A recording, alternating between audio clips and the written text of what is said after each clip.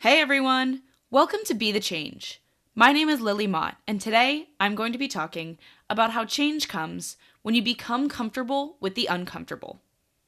My guest this week is Raquel Perry, who is an activist using poetry as her medium to express herself.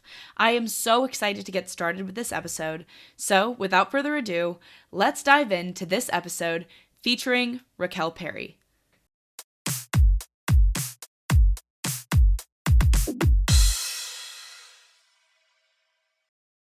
So I'm from Orlando, Florida, um, and I do a lot of spoken word at like different events around my community, and also like more public events and like activism type events.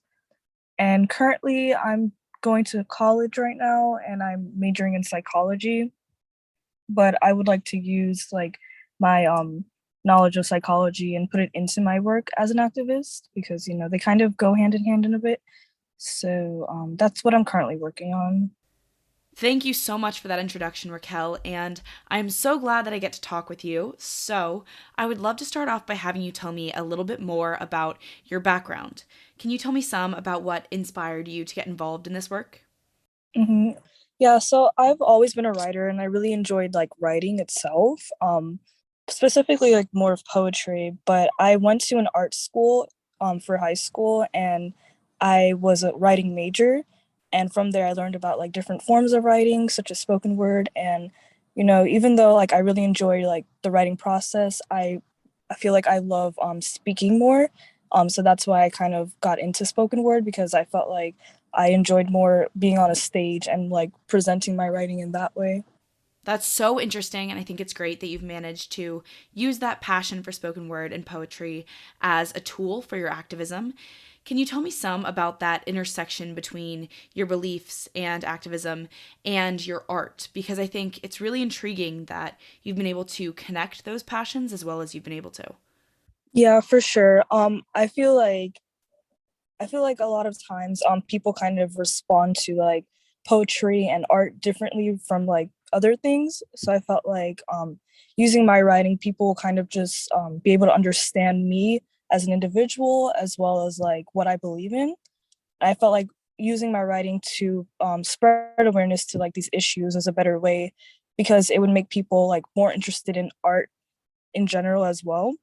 So I just feel like art in general is a better way to like present issues that come across. And I just felt like because it's a part of me and part of like my self-expression, writing and presenting my work as spoken word was easier for me to get these messages across.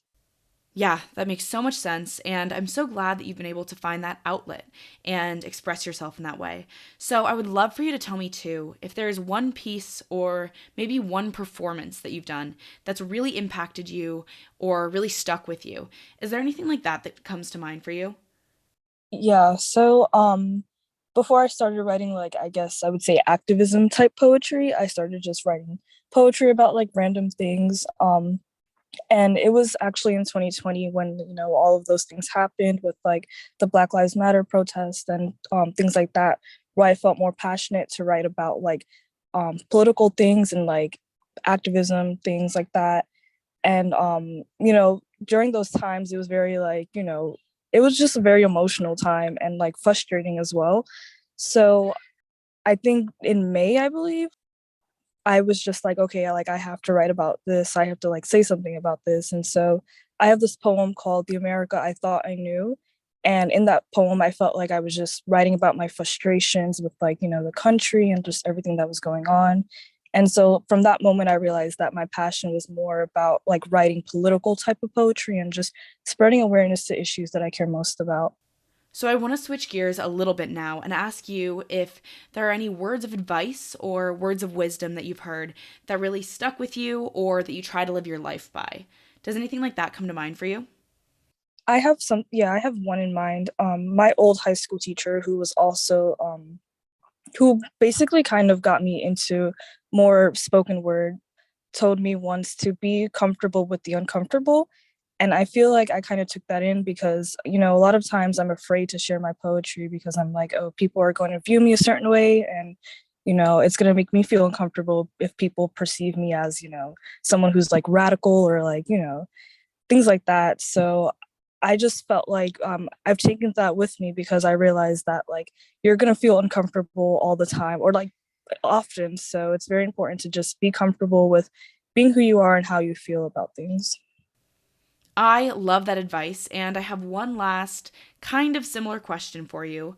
Lots of young people, particularly college students, high school students, want to create change, they want to make a difference, but they may not know how or maybe where to get started.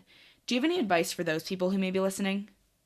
I would say for me, I would say first it would just be to like get more experience, such as like going to like different events and like learning from other people. For me, I've like learned from a lot of other poets and I've been to these events, so I've got that type of experience. So I would say start by getting more experience and then from there just be brave enough to like just say what you want to say and like not be fearful about anything that you believe in or like what you feel. So yeah.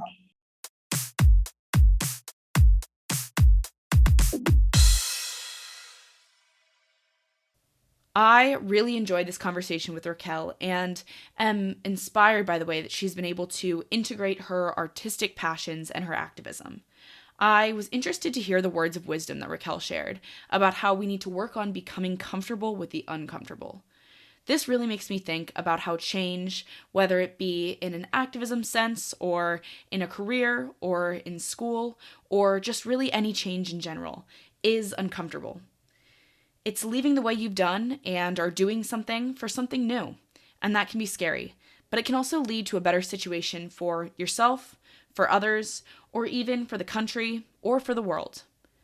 We have to think about and work on embracing Raquel's advice because change comes when you become comfortable with the uncomfortable.